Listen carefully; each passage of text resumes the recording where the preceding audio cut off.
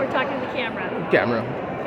Hey everybody, Spider here, Coming Soon Podcast, of course, coming to you live from San Antonio, Texas, being joined by Kathleen, Kinmont. How are you doing today, man? I'm great, thank you. Now, Friday actually started the event here in San Antonio for you guys. Day 3, how are you feeling? Yes, day 3 is great. Love the people, love everybody here. It's been really, really nice. Yeah, beautiful San Antonio. You got this fall weather finally. No, you see, you guys got here at the right time because just last week it was like 110 or it felt like 140, but yeah, we nice brought and cool. The autumn crisp. Yes. And of course, was this the first time being in San Antonio? Yes. Oh, okay. Yeah, I love it. And I mean, before you came here, when you heard San Antonio, what was the first thing that popped in your head? Tex-Mex. There you go. That and the Alamo, of course, but Tex-Mex is always up there for sure. Food is usually the first thing for me. Then the history of the place. You got to find out what spots are around wherever you're going to be at, right? Of course. Yeah. But spicy. So no, definitely. This is my jam. Yes, ma'am.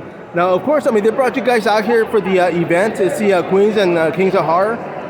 So many movies you've done, from movies to TV shows. I mean, is there one particular one that stands out more than the rest? Well, Bride of Reanimator was so much incredible work for me. Just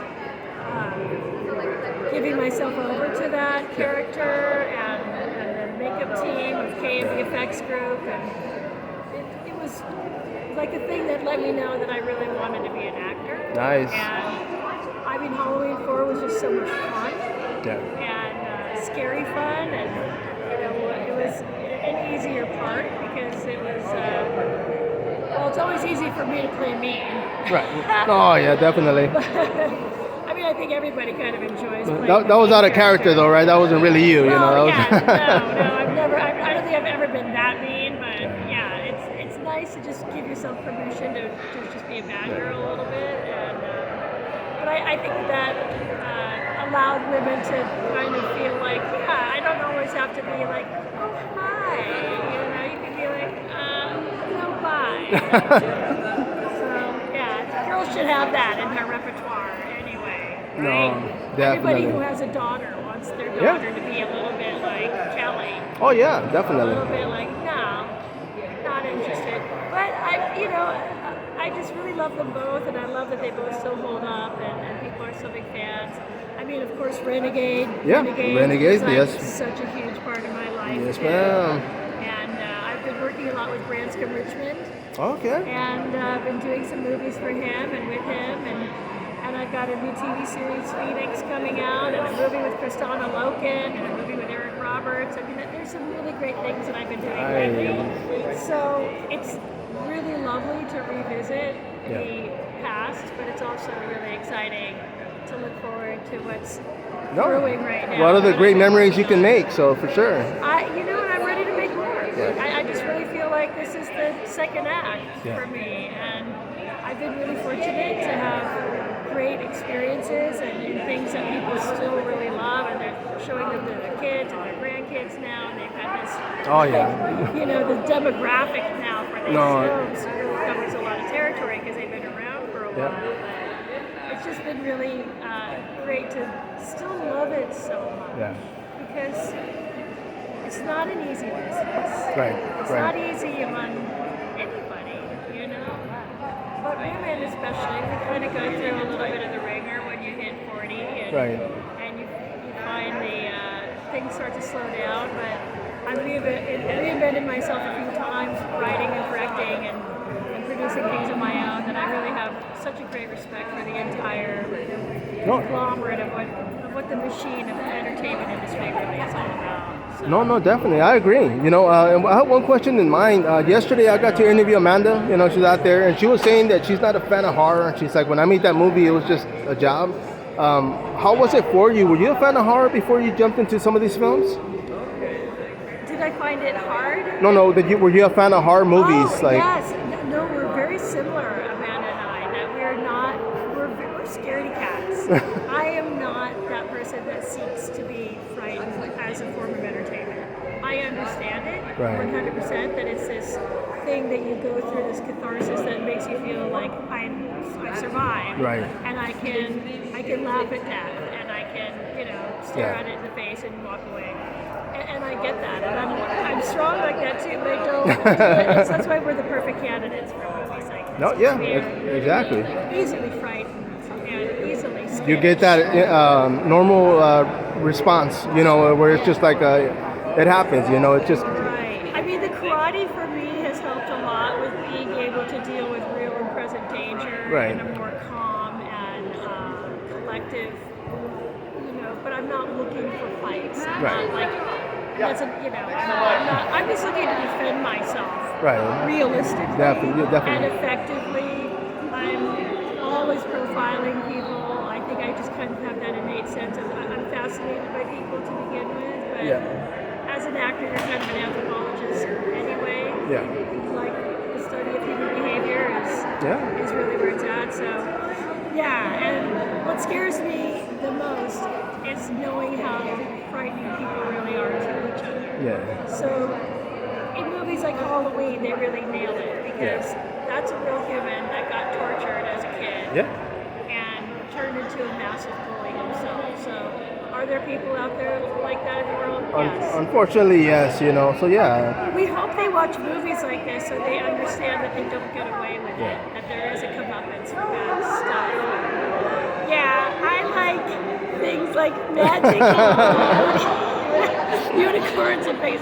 Although I did write this book, I should have been Yes. nicer to Quentin Tarantino. Yes, ma'am. So that's really cool. But you know, I love that I have all these props. I really love this movie. And that's a cool piece. I love And that. I'm so, isn't this great? This Yeah, amazing a artist, little shadow Mark box. Chavez, Yeah. who does these shadow boxes.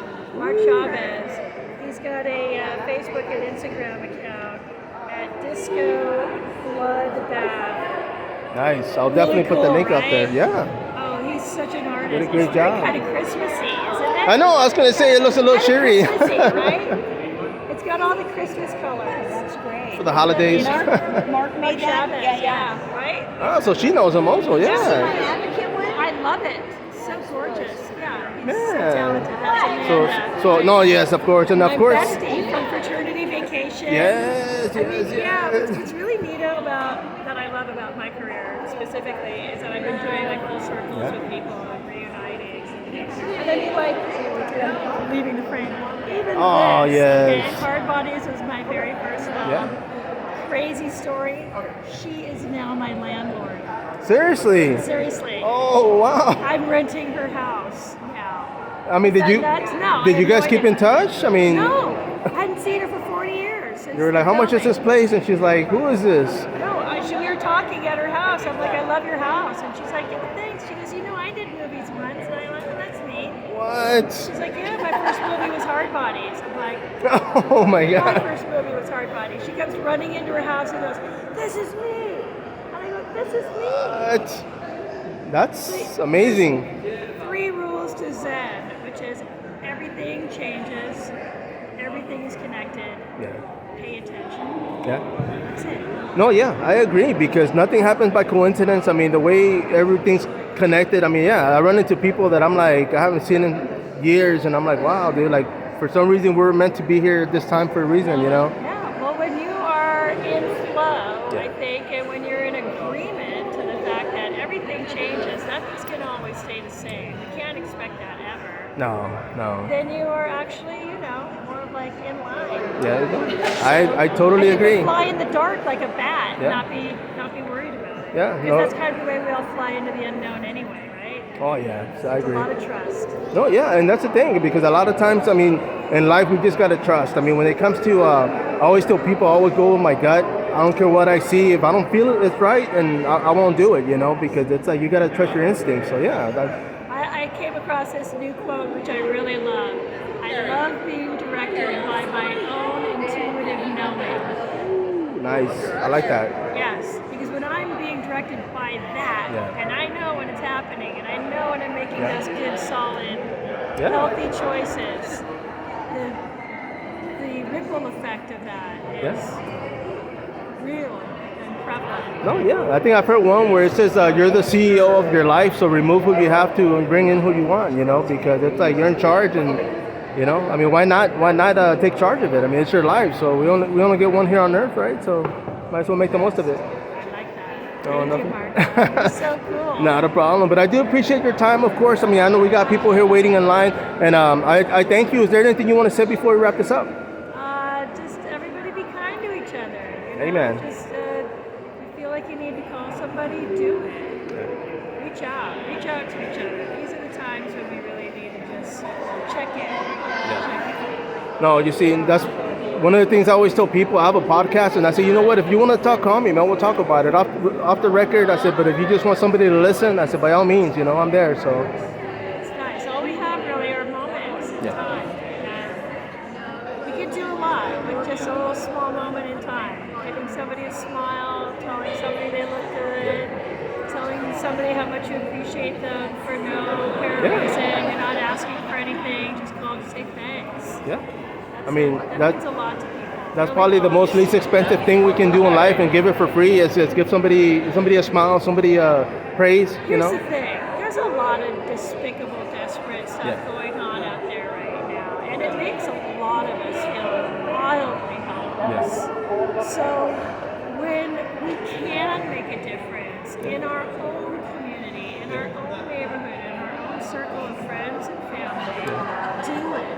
Because it helps us with that helpless feeling of not being able to help somebody in another country or maybe down the street that we don't know. It's like I believe in prayer and I know that it works, but I also think that prayer and action is actually making the effort, the energetic effort, and especially if you're not feeling good about yourself, reaching out and being in service to somebody else is a great way to get out of your own mess. No, I have one more before we wrap this up. Be the change you want to see in the world. I always live by that. So, of course, it starts with us. So, Kathleen, Kinmont, of course, thank you very much. Everybody else, of course, it's the Spider Coming Soon podcast. So, next time, follow up.